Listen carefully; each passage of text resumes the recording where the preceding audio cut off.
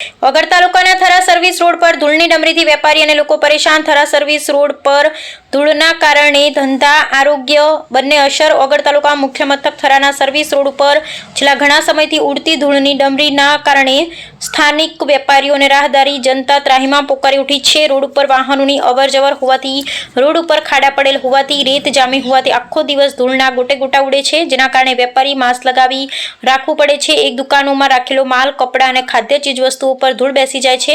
વેપારીઓએ જણાવ્યું કે ધૂળના કારણે ગ્રાહકો દુકાનમાં આવતા અચકાય છે અને વેપારી પર સીધી અસર પડે છે।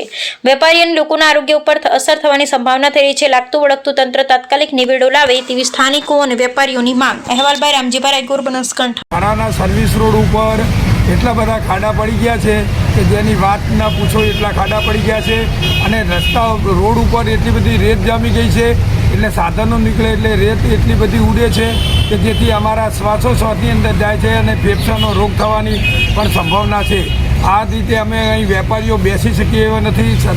રજૂઆત કરવા છતાં હાઈવે ઓથોરિટી કોઈ સાંભળતી નથી રોડ સાફ કરાવતી કે નથી ગટરો સાફ કરાવતી, નથી એમને બસ એમને ટોલ ટેક્સ લેવો છે અને કંઈ કામ કરવું નથી।